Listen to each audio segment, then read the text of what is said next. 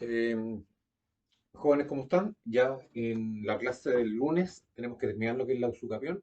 Y voy a decir las partes más importantes que tienen que enfocar su estudio, ¿no? Primero, recuerden un concepto y fundamentalmente el contexto y los requisitos de la usucapión. Mira, aquí yo se lo hice esquemáticamente en el pizarrón y vamos a ir conversándolo brevemente. Desde ya les señalo que vamos a seguir con respecto al usucapión al profesor Guzmán, que en los apuntes que ustedes tienen está en la página 599 a 602. Son tres páginas. Son tres páginas donde aparece todo lo que me interesa, fundamentalmente los requisitos.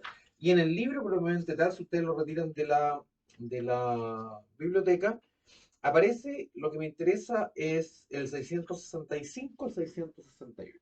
Ahí está, ahí está. Ahora digamos que la prescripción la estamos estudiando, o sea, la usucapión la estamos estudiando dentro del contexto de los modos de adquirir del derecho civil, o sea, propio de los ciudadanos romanos, ¿no? La usucapión es un antecedente de una gran institución al día de hoy y por eso le damos tanta importancia, que es la prescripción. La prescripción aparece consagrada en nuestro ordenamiento en el artículo 2492 del Código Civil. Y podemos distinguir dos tipos de prescripción: una prescripción adquisitiva, o sea, como un modo de adquirir el dominio, y una prescripción extintiva como una forma, digámoslo así, para alumnos de primer año, como una forma de extinción de las acciones, no de los derechos. La extinción del cobro de alguna prestación o de las acciones que se extinguen, digamos, ¿ah? Y no de lo vamos a ir explicando. Fíjense que la usucapión, o sea, nuestra prescripción el día de hoy recoge la usucapión pasada. Entonces la usucapión, que termina ya en la época con Justiniano, que nos interesa, consagra ambas, ¿ah?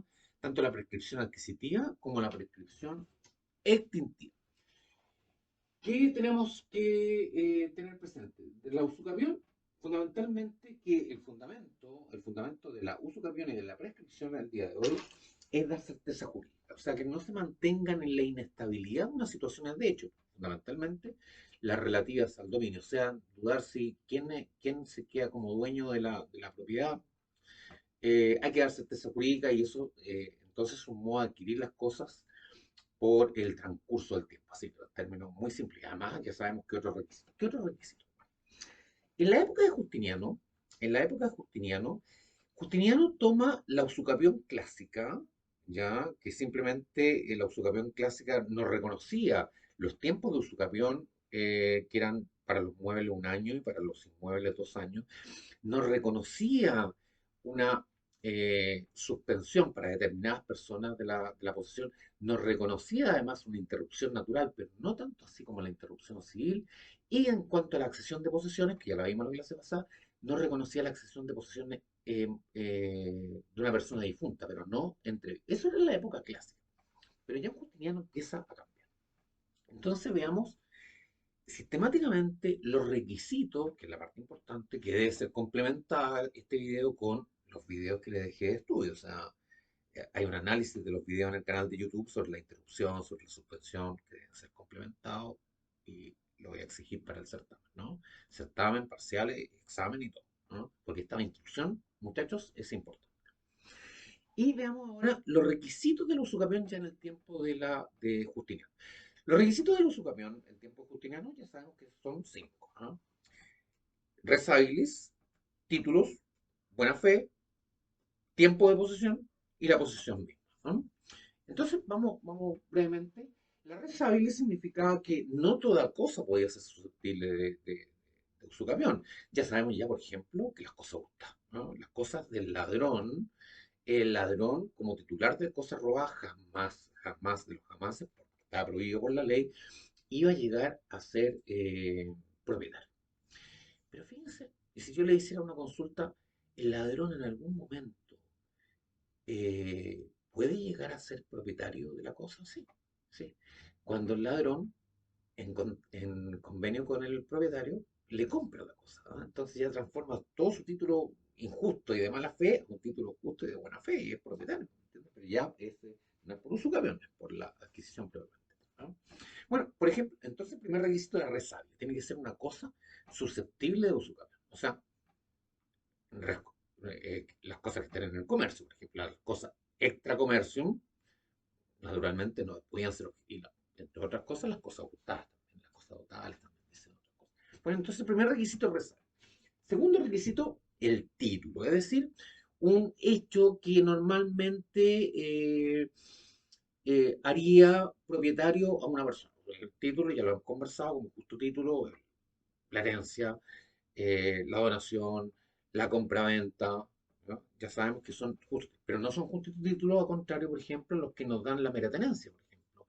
No, el arrendatario jamás va a llegar a ser propietario por usucapión, porque no tiene un título que normalmente ese título nos va a llegar, aunque esté viciado, nos permita ser propietario, ¿no? ¿Verdad? Entonces el arrendatario es el comodatario. No tiene un justo título. El depositario no tiene un justo título de usucapión. O sea, que por ese título que reconoce dominio ajeno, pero tenedor, jamás va a llegar a ser propietario. Tercer requisito, la buena fe. La buena fe, que no es otra cosa que la convicción, dice, o la creencia, dice el profesor Guzmán, la creencia de ser dueño, es decir, que no se lesionan derechos ajenos. O sea, yo compro, por ejemplo, al arrendatario, una cosa, pero yo estoy convencido que el arrendatario es el propietario. ¿Verdad? Entonces, la buena fe, que es la creencia o la convicción de sentirse dueño y de estar adquiriendo la cosa por un anterior dueño, el propietario, la buena fe. El otro es el tiempo. Fíjense, y aquí, cuidado, ¿no?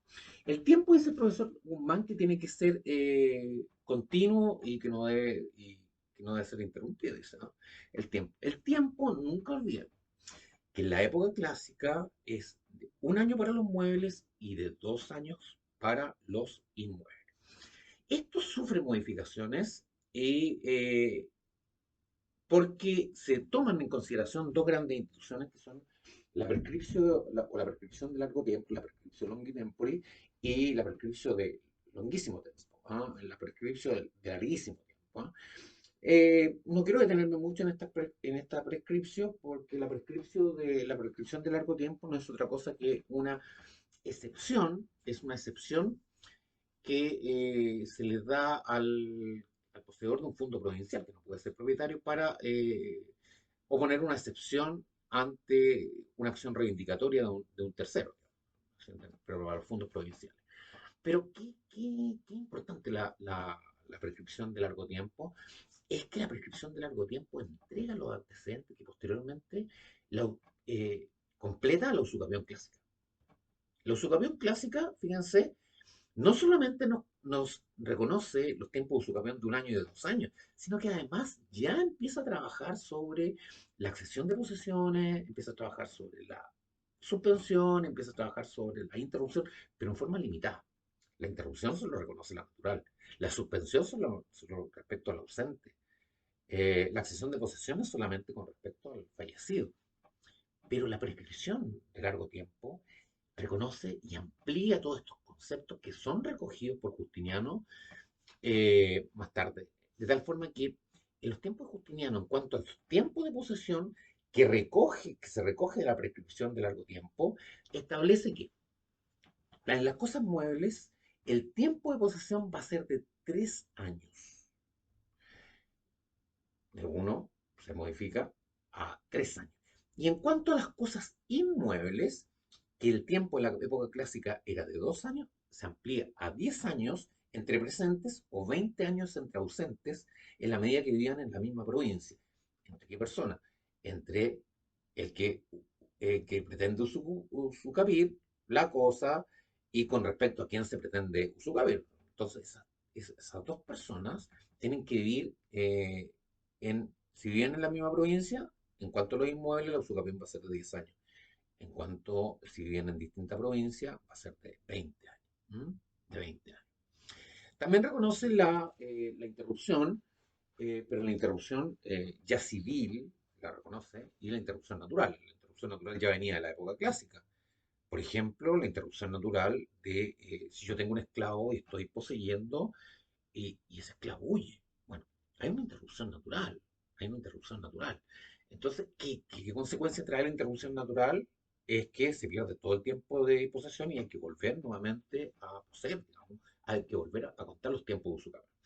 Y Justiniano reconoce sí la interrupción civil, es decir, desde el momento de la interposición de una demanda, por ejemplo, la acción reivindicatoria, se interrumpe y nuevamente, si se gana la acción, si se pierde la acción reivindicatoria por parte del propietario, el que está poseyendo tiene que empezar a contar el tiempo. En cambio, la suspensión no.